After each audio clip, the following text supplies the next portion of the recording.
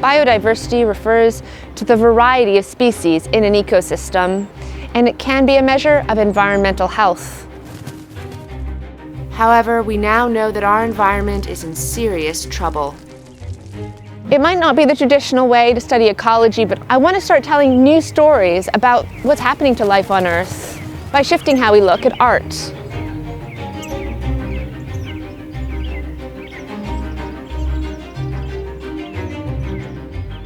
So it's with the relationship of art and biodiversity in mind that I started exploring the art collections here in Glasgow. Scientists tell us that the variety of bird life has dramatically reduced in the last 500 years. We've lost around 200 species completely as a result of habitat destruction, hunting, and other forms of human intervention. So I enlisted the help of a range of experts to assist me in uncovering a new story about the connections we can find between art and biodiversity in museum collections. And to my surprise, my hunt led me to a series of ostentatious European portraits where the sitters were adorned with feathers. Like this painting here by Anthony van Dyck. Most art historians would focus their attention on the human subject, but I'm more interested in something she is wearing. You're caught up in glimmers of brocade and translucent lace on the ruff. So take a closer look. Right up at the top, just behind this woman's face, which glows with light, is this shadowy background and this quite large ostrich feather. It actually reminds me quite a bit of what's happening nowadays, where animal lives are being pushed to the background. We barely even pay attention to them sometimes, and this is really a part of the problem that led to the biodiversity crisis, the idea that we're the center of everything. The human life is the most important life in this portrait. But how self-centered humans can be wasn't exactly a revelation. I knew there was more to this story. Well, we've been looking at a painting where the feather's really hard to see. And of course, now we're looking at a painting which is an entirely different matter. Do you think that the visitors at Kelvin Grove notice the feather as they look at this painting? So this is a very Scottish portrait, but as you mentioned with the ostrich feather, which comes from Africa, this is very much about Scotland's pretensions to the world. I mean, this is an ambitious portrait. I think the detail pulls you in, and you want to go from, bottom all the way to the top, and then that ostrich feather hits you. I mean, I can't see how you would miss it, really. It's very much a part of the whole outfit, isn't it? It's the part of the ensemble. And it says also about Scotland's trade with the world as well. With Africa. After seeing some examples of these decorative feathers, I wanted to learn more about the animals. So I reached out to Robin Haggard to tell me more. So we've been looking at paintings of people wearing ostrich feather headdresses, and now we're here with an ostrich. And as the curator of zoology, can you tell me about this animal? Yeah, absolutely. So this specimen here came to Glasgow Museums from Paisley Museums nearby in the 50s. In the wild, these birds live in dry, open areas like savannas. Sometimes they're nomadic, sometimes they live in really small groups, and they are the largest living bird. Ostrich feathers themselves are very distinctive because they're so fluffy. So if you look at this bird here, it's got fluffy open feathers, but if you imagine a duck, the individual barbs on each feather are sort of zip-locked together, making it very smooth. The ostrich doesn't have that zip-lock feature, and so they're very, very fluffy. How would they be collected or gathered from these animals, say, around in the 1600s? So in the 1600s, it was quite a dark practice. The ostriches would have to be hunted and then killed and then plucked for their feathers. When the demand for feathers got so high that they couldn't meet it, and the natural populations themselves started declining, Europeans cottoned on to the fact that they could farm ostriches. So they would set up huge farms for them. There were a lot in South Africa run by British colonialists, and they would then be able to cut the feathers or pluck the feathers every 6 to 8 months. Was this the first time that you'd thought about the feathers in these portraits and these paintings? When you see these animals, do you see something quite different? Yeah, absolutely. I hadn't really noticed a lot of the feathers in these paintings. I've seen feather fans, ostrich fans, but not quite, despite the fact that I look after this collection, put the two together. So it's been a really interesting learning experience. Yeah, for me too.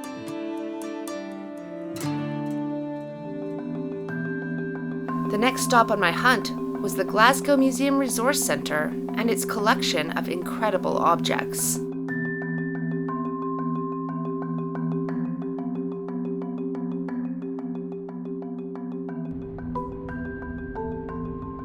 So we're back in front of a portrait. This is a portrait from 1892, from the height really of the ostrich accessory craze. And when I started researching feathers in the collection, I got in touch with Jo, who we've spoken with before, and she said we just really had to look at this portrait, and I can see why. Jo, can you tell us more? It is a stunning portrait. It shows Lady Ethel Mackay Simpson. And she's only 17 years old in this portrait. This is her coming out portrait. This is the time when she would have been presented at court. She was saying, "I'm eligible now for marriage." It's so opulent and extravagant. And the ostrich feather fan, which you can't miss, and just makes the whole outfit, doesn't it? Yeah. You also see she's wearing an amazing diamond necklace. Just stunning. You know, I was thinking of the fact that ostrich feathers by weight were worth as much as diamonds at the time. And here she's got both. And something that you rightly pointed out is just compositionally how huge that fan is. We've seen how large they actually were. We know that thousands of people were buying them. So this was a real booming economy, a good that spoke to the family's wealth, their connections to the colonial empire. But then if we take a step back, this is animal lives, a lot of animal lives, if you can imagine how many feathers this would have taken. And we just look at this in the context of visiting a gallery as a prop, as something that supplements that human in the center, when really there's a whole set of relationships and creatures that are on the periphery.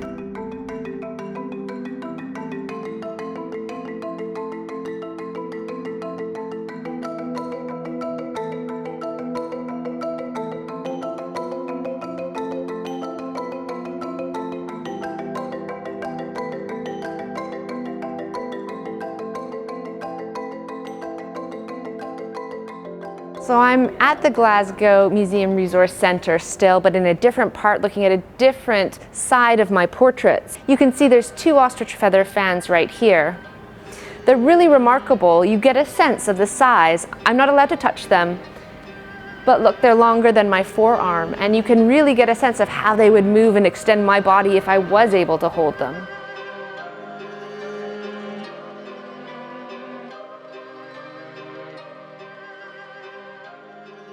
So here we have a great crested grebe, and this was a species that can be found locally whose numbers plummeted because of the fashion trade. The ornate head plumes of this beautiful bird became a hallmark of elegant Victorian fashion. The great crested grebe performs a mesmerizing courtship dance in the early spring. And here in the UK, this natural spectacle was almost lost forever when the species was nearly wiped out.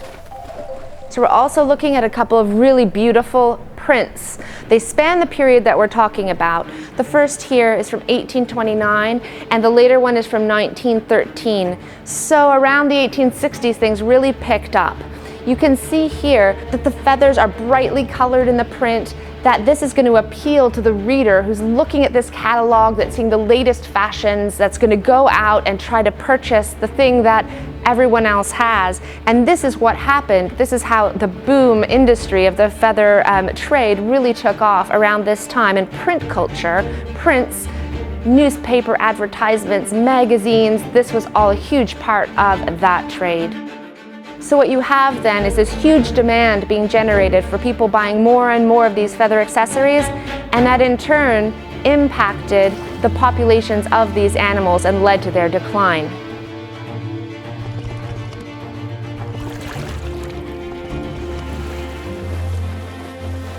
This intense period in the feather craze led to severe population decline, and for some species, even extinction.